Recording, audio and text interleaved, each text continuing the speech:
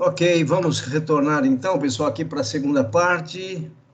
Eu creio que a primeira parte foi mais tranquila, a segunda parte eu acho que é um pouquinho mais trabalhosa, mas vamos lá, dando continuidade então na parábola da figueira, né? Apenas lembrando aí a questão da parábola da figueira, Jesus disse para os seus discípulos: olhem a figueira, observem os ramos e observem as folhas. Quando os ramos se renovarem, quando as folhas brotarem, está próximo o verão.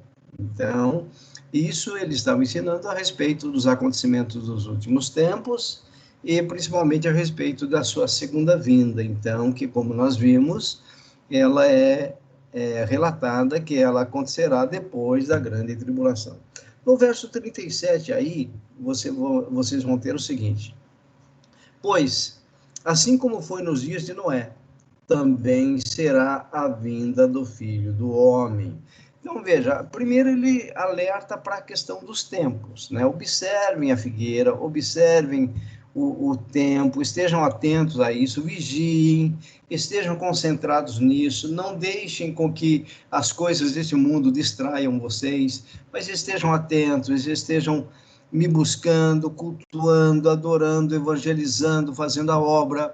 É lógico que cada um de nós também tem o nosso sustento, temos os nossos trabalhos seculares, mas Jesus está dizendo: não percam o foco, que é a minha segunda vinda. Então, ele vai agora falar o seguinte, ele vai dar uma outra, é como se fosse uma segunda parábola semelhante à primeira, né? Os editores, quando eles editaram a Bíblia, eles colocaram, né, esse texto de Mateus 24, de 32 a 44, como todo esse conjunto sendo a parábola da figueira.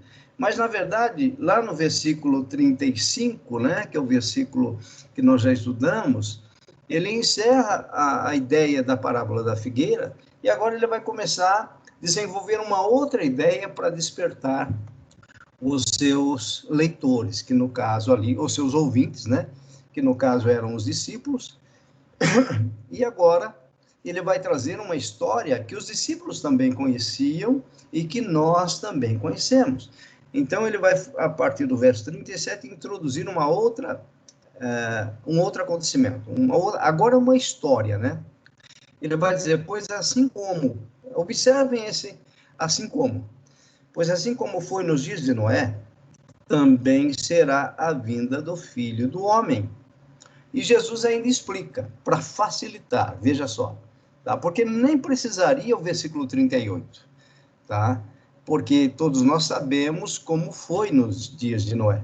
Mas ele vai explicar no verso 38, porquanto, assim como nos dias anteriores ao dilúvio, vejam só, comiam e bebiam, casavam e davam-se em casamento até ao dia em que Noé entrou na arca. Então, o que significa isso? Jesus está dizendo o seguinte: assim como foi nos dias de Noé, será também a minha segunda vinda e, consequentemente, concomitantemente, o arrebatamento da igreja.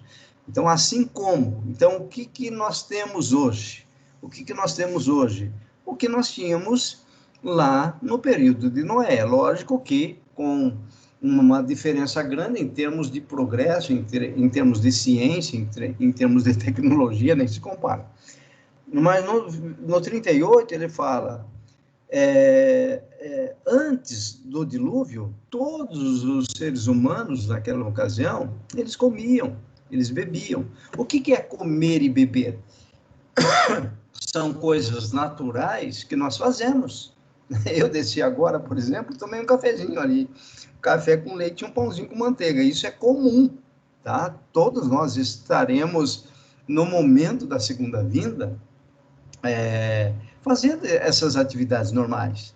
Porém, Jesus está dizendo para nós, os seus discípulos, os salvos, toma o seu café mais atento. É isso que ele está dizendo, tá? Comiam, bebiam, casavam e davam-se em casamento. Então, o que acontece? Vida normal que se segue. Está todo mundo fazendo isso. Ele não está condenando essas coisas. O que ele vai dizer é o seguinte: fiquem atentos para que vocês não se envolvam tanto com as coisas deste mundo, coisas naturais, e se davam em casamento até ao dia em que Noé entrou na arca. Então, veja só, nós temos um período, porque nós estamos na era da igreja, nós estamos nesta geração da igreja, ok? Nós estamos nesse período em que nós estamos fazendo nossas atividades. Mas Jesus está dizendo o seguinte, fiquem atentos. Não abandonem, por exemplo, o culto ao Senhor. Não abandonem, por exemplo, o estudo da palavra. Estejam observando, estejam atentos, estejam vigiando, estejam buscando uma vida santa, uma vida de santificação, uma vida de crescimento, de evangelização, de trabalho na obra do Senhor, tá? Então, veja só, porque o dia do dilúvio chegou, assim como a sua segunda vinda é certa e o arrebatamento da igreja é certo. Então, ele está dizendo, assim como foi lá no passado, será no futuro. Então, nós não temos dúvidas a respeito disso tudo que Jesus está nos ensinando. E não o perceberam. Então, vejam, até que Noé fechou a arca, entrou na arca com a sua família, mas o povo não percebeu. Da mesma forma, todos esses acontecimentos vão estar em plena realização, e o povo vai estar casando, se dando em casamento, vivendo a vida secular, normal, mas sem perceber, ok? Naquele momento, eles só perceberam no momento. É isso que Jesus está dizendo. Senão, quando o dilúvio veio, ou quando veio o dilúvio e os levou a todos, assim será também o quê? A segunda vinda, a vinda do Filho do Homem. Então, o que Jesus ensinou para os seus discípulos e está nos ensinando hoje é fundamental para que nós tenhamos isso na nossa consciência. Essas palavras, essas palavras de vigilância que Jesus está dizendo, elas não servem somente para nós, elas têm seus efeitos em nós, porém nós devemos pegar todos esses ensinos e alertar àqueles que estão no mundo vivendo esta vida sem menos esperar que Jesus virá. Então é isso que ele está falando aqui, ó. Tem um grupo, infelizmente, que não vai perceber, mas quando o sol escurecer, quando todos os acontecimentos estiverem claros, os homens vão querer fugir daquela situação. É isso que nós vamos ver. Então, Jesus está dizendo, fiquem alertos, olhem para a figueira, olhem para a história de Noé, observem, porque, infelizmente, nem todos, ou melhor, somente a família de Noé entrou na arca. Naquela ocasião, todos os demais seres humanos morreram, tá? E Deus preservou os animais, né? Um casal de cada animal, senão até os animais teriam morrido naquela situação, ok?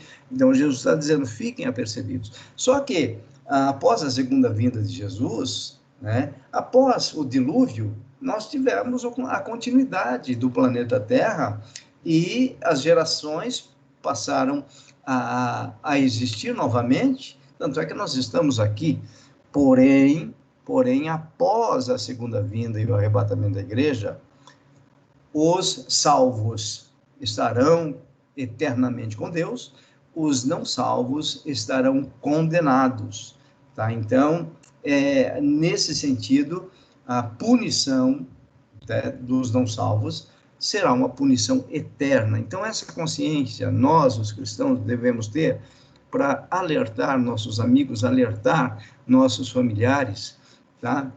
Então, nós temos que ter certeza de que, quando nós pregamos o Evangelho, essas informações fiquem claras a todos que estão ouvindo o Evangelho. Então, essa é uma mensagem que deve ser pregada constantemente para a evangelização, para que os homens saibam que o dia do Senhor virá. A segunda vez que Jesus virá, a igreja será arrebatada, e aí inicia-se o quê? A eternidade com Deus ou a condenação com o inimigo.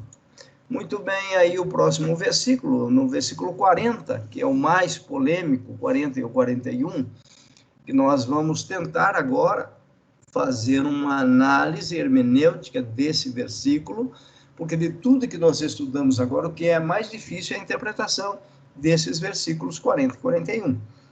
Então, vejam lá. Então, 2 estarão no campo, um será tomado e deixado o outro. Versículo 41. 2 estarão trabalhando no moinho, uma será tomada e deixada a outra. Como resolver essa questão? Por causa do versículo 40, muitos interpretam, por isso que é perigoso a gente fazer uma interpretação de bate-pronto, né? Então, por exemplo, quando alguém me pergunta a respeito de uma passagem, geralmente eu não respondo de bate-pronto. Por que eu não respondo de bate-pronto? Primeiro, porque se eu responder errado, eu estarei sendo responsável com aquela resposta. Eu estarei dizendo à pessoa que a minha resposta é a correta. Então, o que eu prefiro fazer? Geralmente, eu vou e estudo. Eu vou e pesquiso quando eu não sei. E, mesmo quando eu estudo e pesquiso e não obtenho uma resposta, eu prefiro me calar, porque é melhor eu me calar do que fazer uma teologia especulativa. O que é uma teologia especulativa? É aquela em que nós damos ao texto a nossa própria interpretação, né? Eu acho que eu já tenho dito para vocês, quando eu interpreto e dou a minha interpretação, isso é exegese. O que eu retiro do texto? Aquilo que eu acho que o texto está dizendo. Mas qual é a interpretação correta? Quando nós fazemos uma exegese. O que é uma exegese? Quando nós retiramos do texto exatamente o que o texto quis dizer. Agora, nem sempre isso é possível, tá? Então, o que nós vamos fazer agora é procurar tirar do texto o que Jesus quis dizer com o versículo 40 e o 41. O que será que ele estava dizendo para os seus discípulos, tá? E vejam só, para isso nós temos que usar as regras da hermenêutica, né? A regra fundamental da hermenêutica, eu acho que todos vocês sabem, depois nós vamos ter uma disciplina estudando sobre exegese, hermenêutica e ética. Isso aí vai ajudar bastante vocês na leitura de um texto, na preparação de uma mensagem, na escrita de uma pastoral, por exemplo, né? Para que vocês se sintam seguros quando forem trazer uma mensagem, quando forem estudar sobre determinado assunto. Mas aqui nós vamos fazer uma análise, né? E eu estava falando das regras da hermenêutica. A regra fundamental da hermenêutica, e nós não podemos fugir dela, é o seguinte: a Bíblia explica-se a si mesma. Ou seja, a Bíblia explica a própria Bíblia.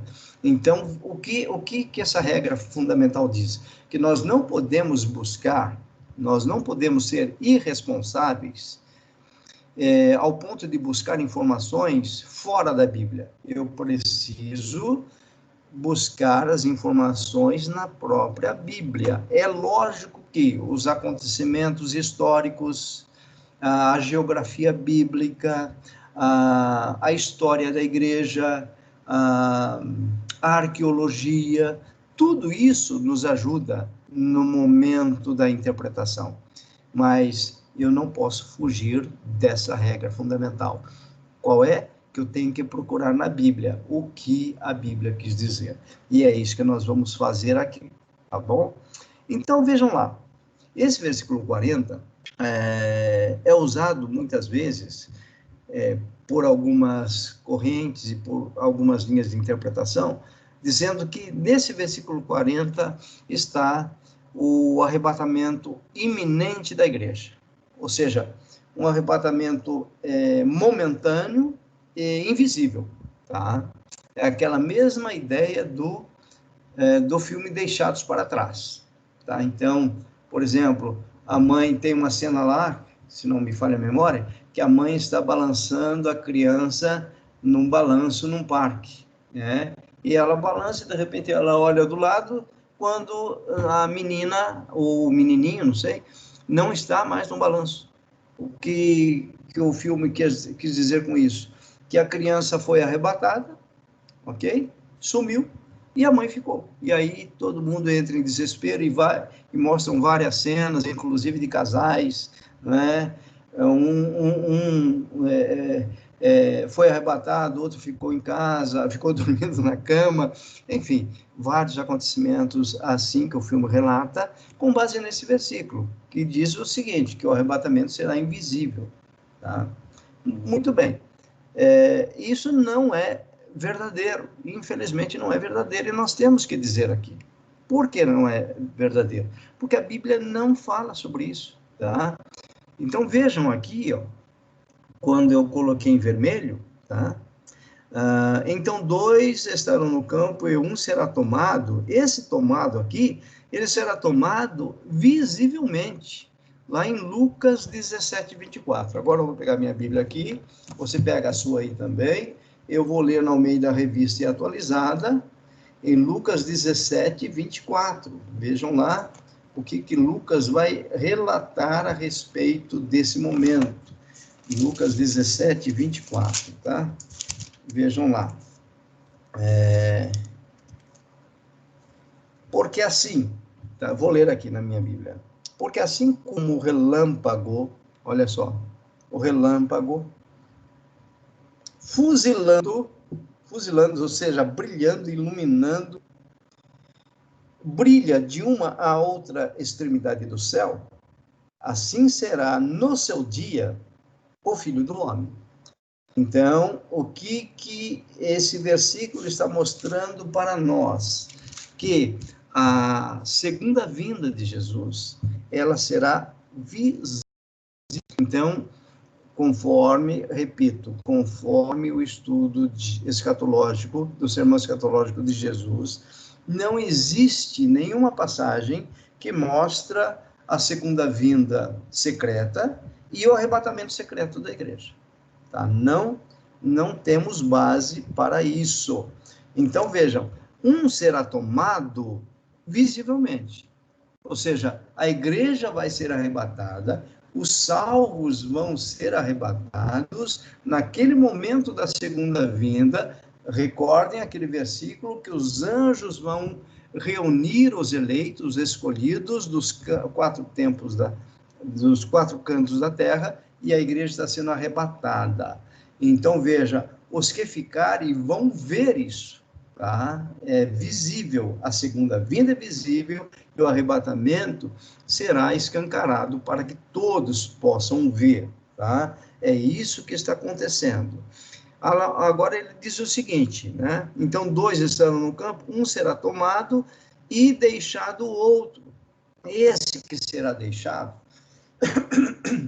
quando Jesus está dando essas informações, ele apenas está ilustrando, volto a dizer, para que os seus discípulos pudessem entender o que estaria acontecendo. É um exemplo, não significa que, vamos supor que o marido e a esposa estão dormindo, né? E que um vai ser arrebatado e vai ser deixado o outro. Os dois podem ser arrebatados. Então, na minha casa, por exemplo, eu sou crente, minha esposa é crente e meus filhos são crentes. Então, vejam, todos nós subiremos por causa da promessa, por causa da eleição, porque nós somos escolhidos de Deus. Nós não temos dúvidas com relação a isso. Tá? Isso é doutrina bíblica. Eleição é doutrina bíblica. Você pode não entender a eleição ou a predestinação, que é a mesma ideia, ok? Você pode até não entender, mas que ela é bíblica, ela é bíblica. Inclusive, os próprios arminianos, então veja, calvinistas e arminianos, tá, que são as principais linhas soteriológicas, creem na doutrina da predestinação. A única diferença é que o calvinista, ele crê que a predestinação é mediante a soberania de Deus. O que significa isso? Que Deus soberanamente escolheu, predestinou aqueles que serão salvos.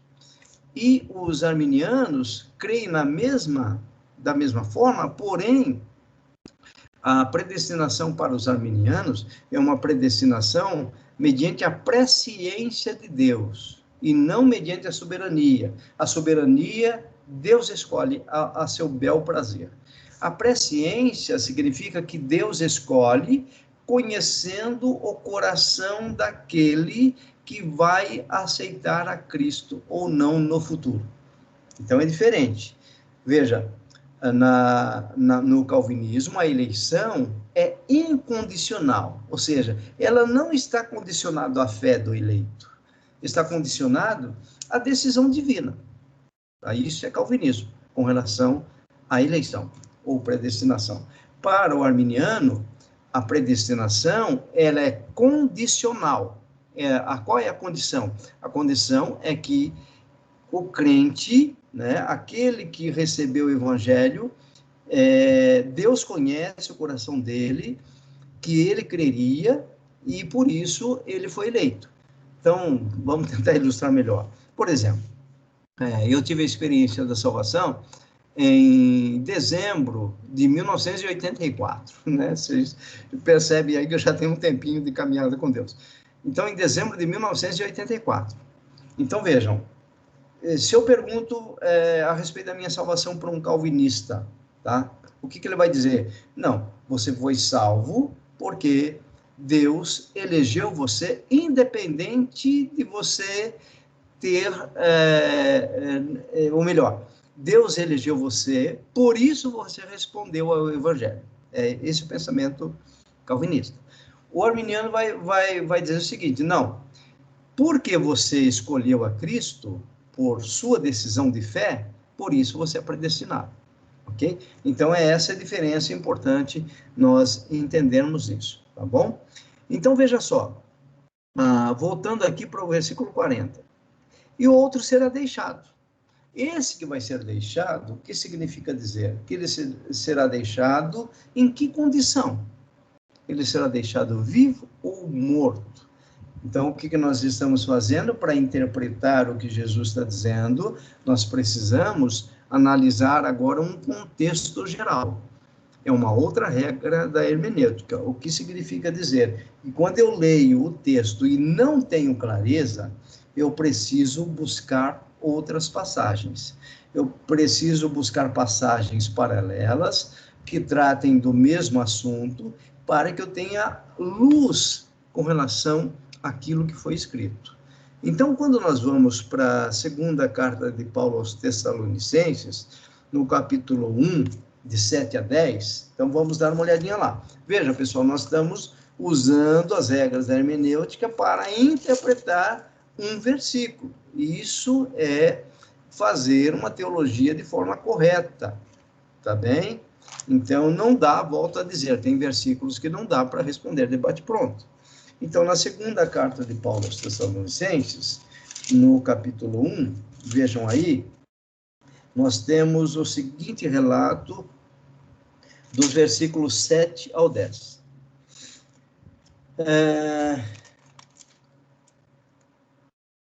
Vamos lá, vou ler o 7 então, para a gente poder entender aí.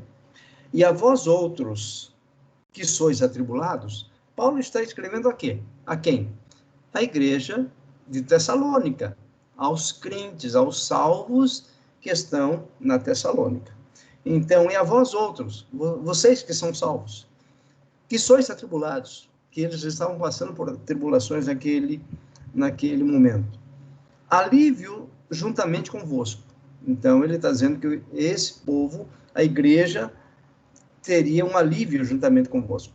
Quando do céu se manifestar o Senhor Jesus.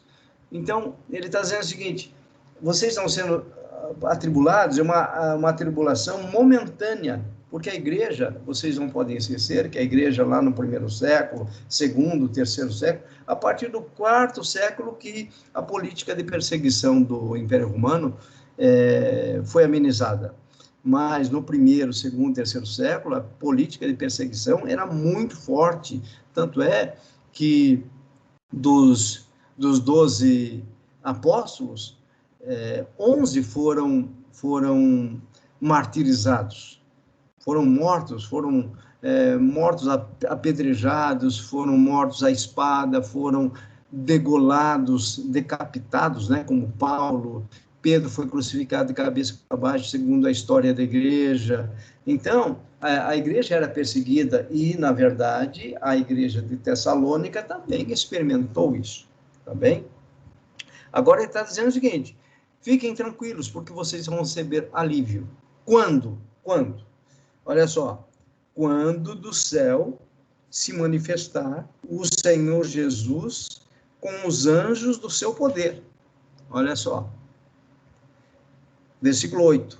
Em chama de fogo, tomando vingança contra os que não o conhecem, a Deus, e contra os que não obedecem ao evangelho de nosso Senhor Jesus. Versículo 9. Estes sofrerão penalidade de eterna destruição, banidos da face do Senhor e da glória do seu poder.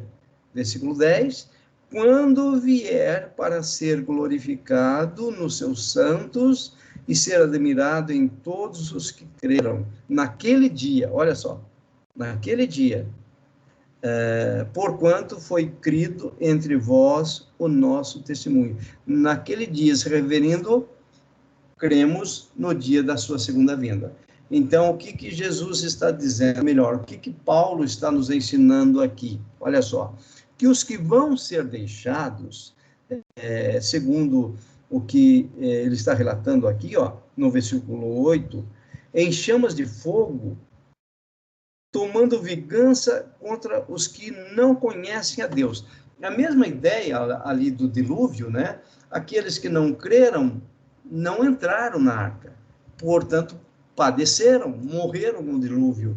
Então, aqui, da mesma forma, aqueles que serão tirados, que serão tomados, está se referindo à igreja, está se referindo aos salvos, e aqueles que ficarão, que serão deixados, serão mortos. Por quê? Porque inicia-se ali o processo do grande juízo de Deus e a morte dos ímpios. E você pode ver isso ainda para fortalecer aquilo que nós estamos dizendo em Apocalipse capítulo 6, tá?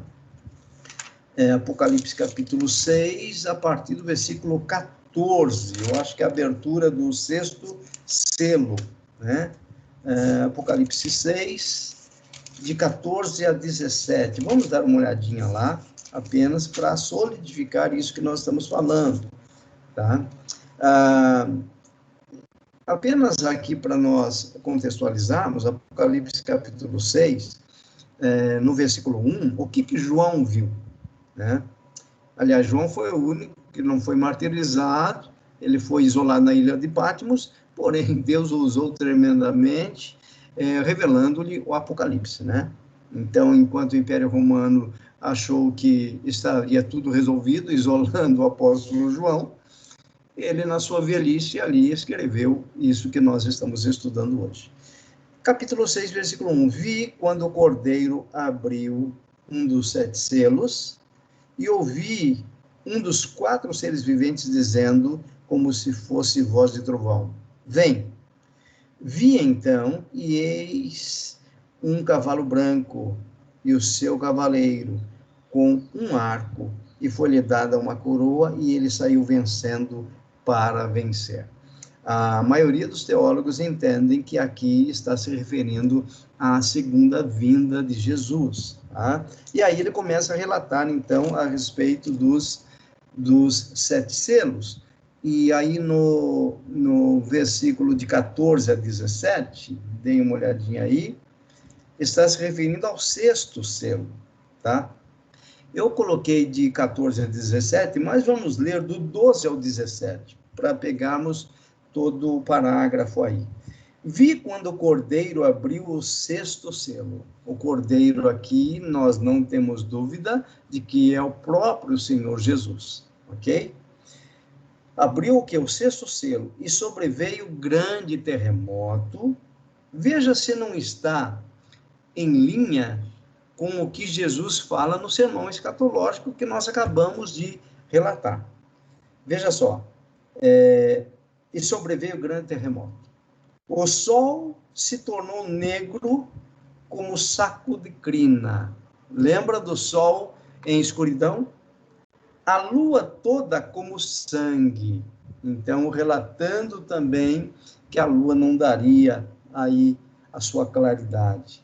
As estrelas do céu caíram pela terra. Parece que João pegou aquela passagem e reescreveu. Olha só.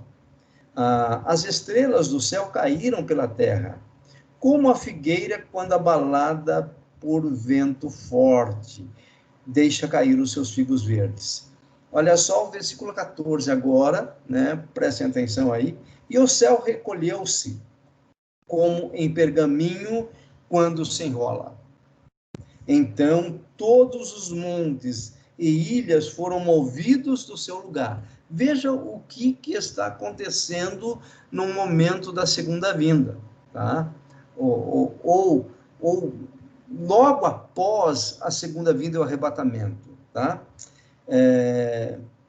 Versículo 15, os reis da terra, os grandes, os comandantes, os ricos, os poderosos, e todo escravo e todo livre se esconderam nas cavernas e nos penhascos dos montes, tentando fugir da morte.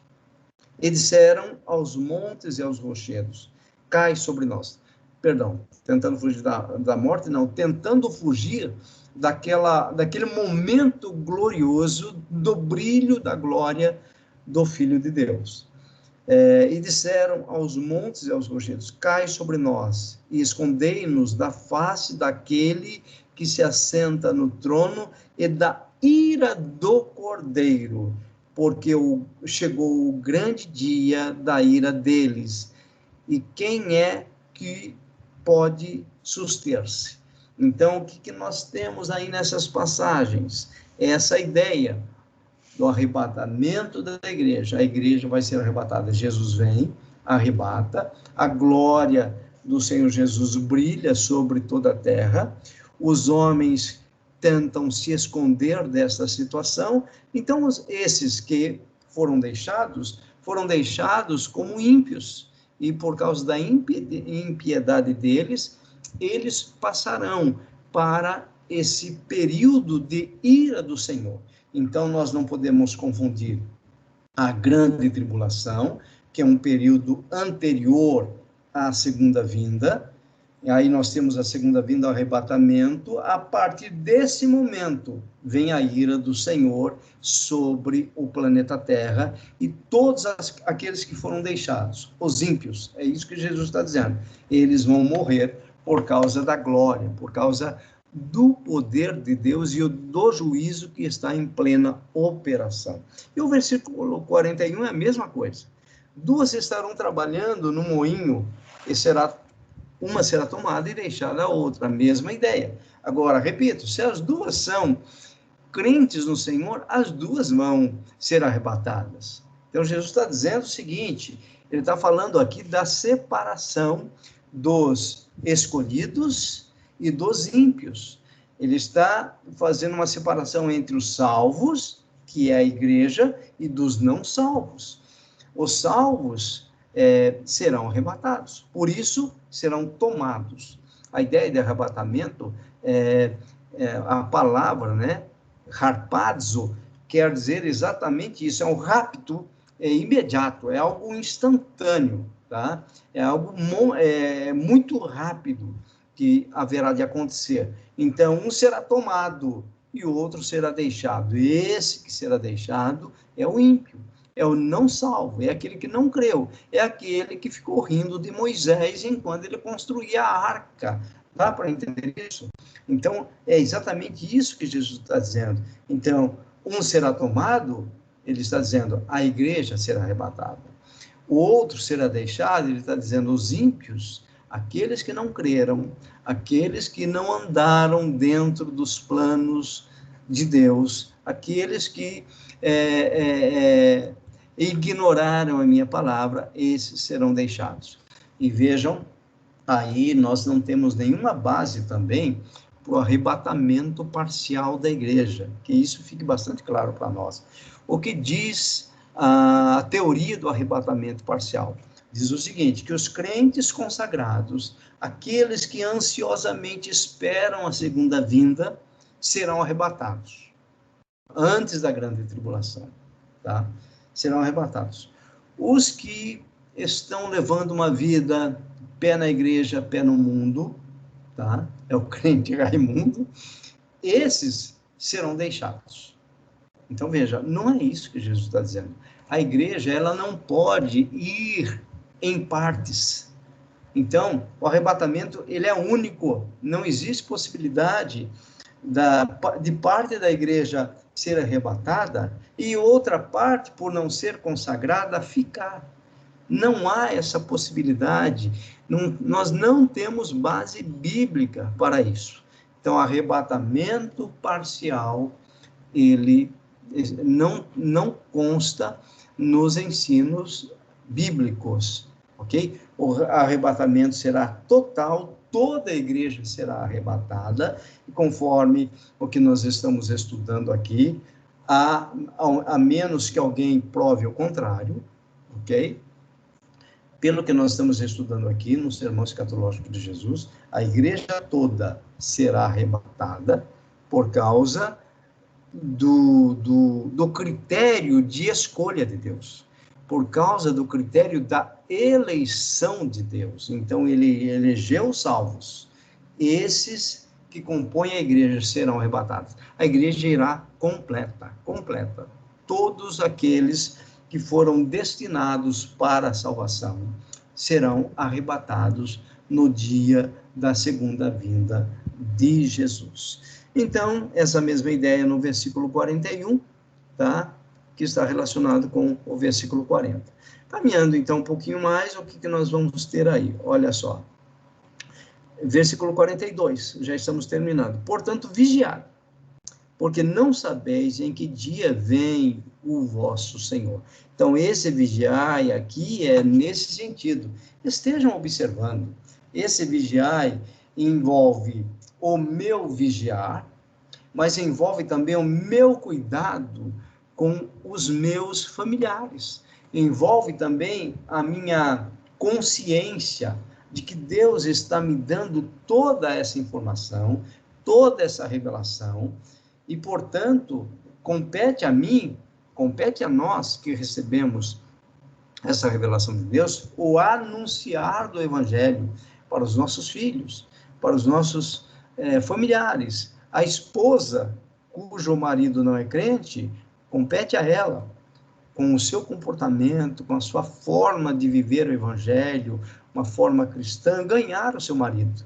O marido que é crente, sua esposa e seus filhos não são crentes, compete a ele, como sacerdote do lar, anunciar o Evangelho. Então, o vigiai envolve tudo isso. A minha mente, o meu coração tem que estar voltado para a segunda vinda de Jesus. Eu preciso ter essa consciência. Eu não posso ter dúvida de que Jesus virá. Eu não posso ter dúvida com relação à minha eleição, que eu fui escolhido para a eleição. E isso não me leva a ser uma pessoa soberba. Pelo contrário, a mim me resta apenas honrar e glorificar o meu Deus, porque Ele me elegeu para a sua salvação, assim como está elegendo muitos outros, quando nós estaremos pregando o Evangelho, eles estarão crendo por causa da graça de Deus.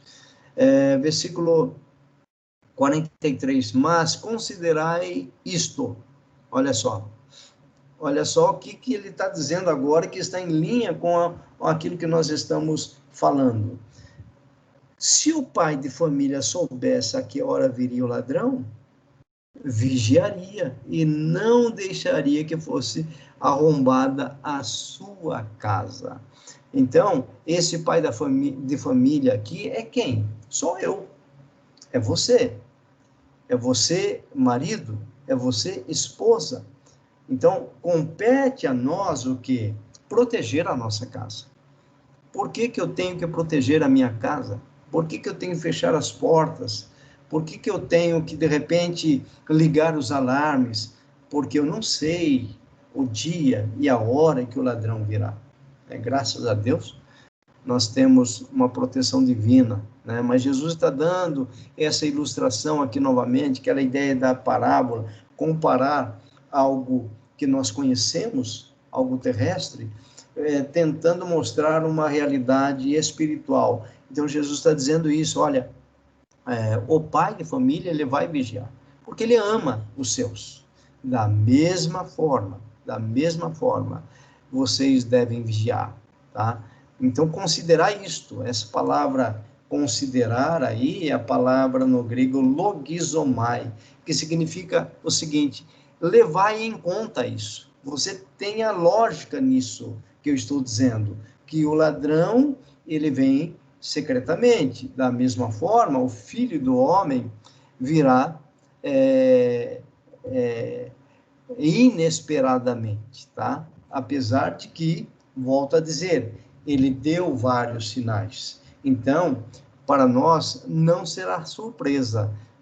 Como diz aquele versículo, quando nós verificarmos tudo isso acontecendo, Jesus está às portas. A nossa redenção está para acontecer a qualquer momento. E então, no versículo 40, finalizando o sermão escatológico de Jesus, né? No versículo 44, aliás, ele vai dizer, por isso, ficai também vós apercebidos. O que significa isso? Fiquem atentos. Onde vocês têm colocado as suas mentes? Vocês estão buscando as coisas terrestres e estão esquecendo as minhas coisas? Porque a hora em que não cuidais, o Filho do Homem virá. Então, tudo que ele fala nesse momento da exortação à vigilância está se referindo à sua segunda vinda. E nós vimos que a sua segunda vinda será concomitante ao arrebatamento da igreja. Por isso, ficai também vós apercebidos. Fiquem atentos. Como que está o seu coração? Como que está o nosso coração? Em que nós temos pensado nos últimos tempos? Por exemplo, a questão da pandemia. Começou no Brasil praticamente em março. Estamos no mês de outubro, né? Então, março, abril, maio, junho, julho, agosto, setembro, ou seja, já está indo para 7 meses de pandemia, né? Lógico que, graças a Deus, as cidades voltaram, os comércios voltaram, né? Mas, por exemplo, as igrejas, muitas delas, continuam com o culto online, o que significa dizer que muitos membros não estão mais no culto presencial. Então, não sei se vocês se lembram de uma aula que eu falei a respeito dos meios da graça, os meios da graça particulares e os meios da graça público. Então, veja, o culto ao Senhor é um meio da graça público, é no culto que nós mantemos comunhão com os irmãos, é no culto que nós participamos da ceia, é no culto reunido com os irmãos que nós prestamos culto ao Senhor, é no culto que nós estamos aprendendo a palavra, sendo exortados, sendo chamados. Então, Jesus está dizendo, ficai apercebidos, não abandonem a congregação. O autor aos Hebreus fala isso. Não abandonem a congregação. Se você acostumou com o culto online, pensa bem agora. Mantenha todos os protocolos, usa máscara, cuida da higiene pessoal, mas não deixe de frequentar os cultos. E isso é importante, porque quando nós nos acostumamos com a comodidade da nossa casa, nós temos uma tendência de esfriamento espiritual. E o esfriamento espiritual é um passo para a apostasia dos últimos tempos. Então, Jesus está dizendo tudo isso. Vigiai, estejam apercebidos, porque a hora em que não cuidais, o Filho do Homem virá. E ainda ele disse o seguinte, né? Lembra da comparação novamente da Arca de Noé? Ok? Então, estava tudo bem, até que Noé fechou as portas. Então, nós temos que tomar o devido cuidado e vigiar, buscar a santificação, buscar a comunhão e crescer na graça juntamente com os nossos irmãos em Cristo. E assim nós finalizamos, concluindo, usando o que Pedro escreveu na sua segunda carta, capítulo 3, de 10 a 13, que também está em linha com o sermão escatológico de Jesus, que está em linha com Apocalipse, capítulo 6, a abertura do sexto selo, que está em linha com aquilo que nós temos estudado. Vejam só, o dia do Senhor, porém, virá como ladrão. Olha aí. Os céus desaparecerão com um grande estrondo. Tudo em linha com aquilo que Jesus falou, né? Alguém pode dizer, não, Pedro era esperto demais, ele copiou Mateus, ele copiou Lucas, ele copiou Marcos, né? Mas não é isso, não esqueçam que quem inspira é o Espírito e o homem é movido a escrever. Então, Pedro foi movido a escrever aquilo que o Espírito Santo inspirou. Então, veja, os céus desaparecerão com grande estrondo, os elementos serão desfeitos pelo calor. Olha só, o dia do Senhor. Então, neste momento, a igreja não estará mais, porque Jesus veio, segunda vinda, e arrebatou a sua igreja. Aí desce o que? O juízo de Deus sobre a terra. É isso que os tribulacionistas confundem.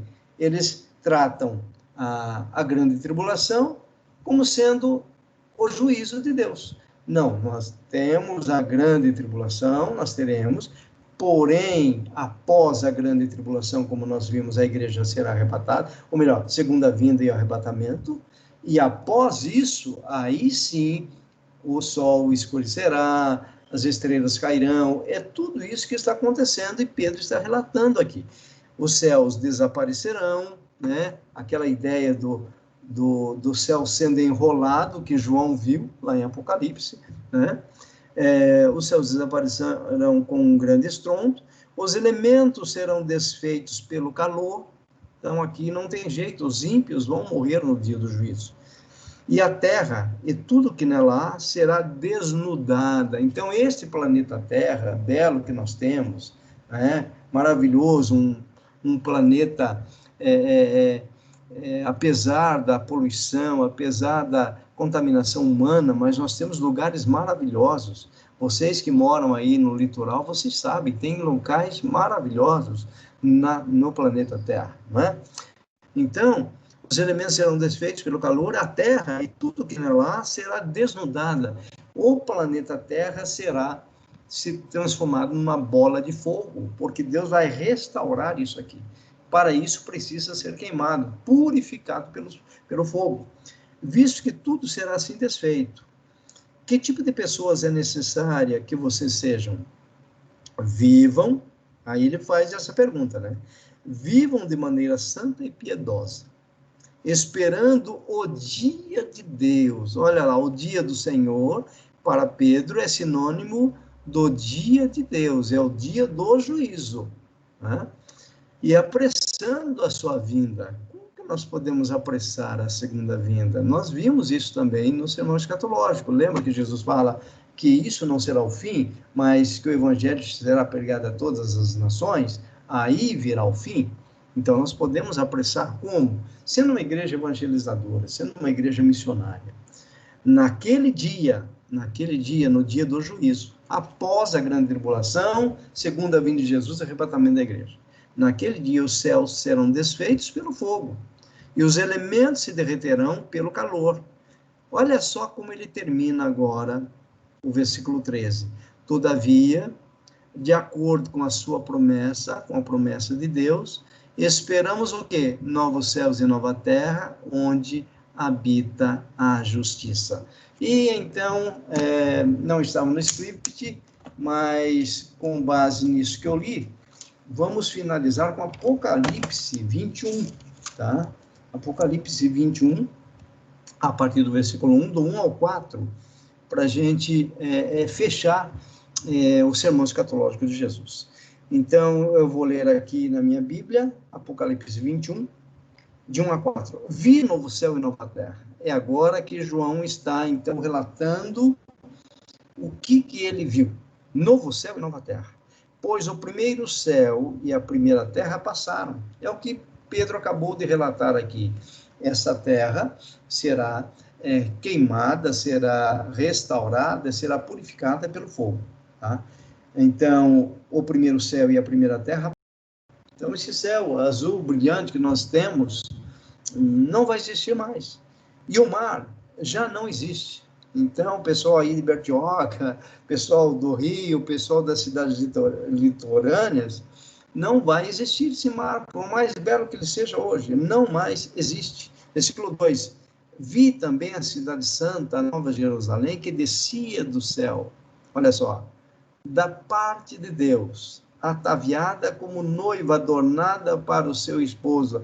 Aqui é a figura da igreja agora descendo.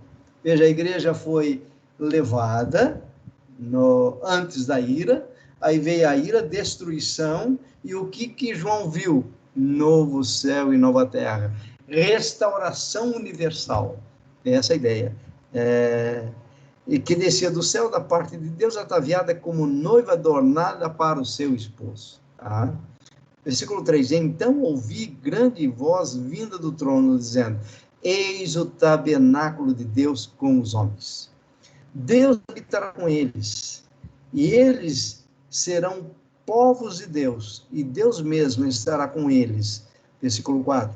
E lhes enxugará dos olhos toda lágrima, e a morte já não existirá, já não haverá luto, nem pranto, nem dor, porque as primeiras coisas passaram.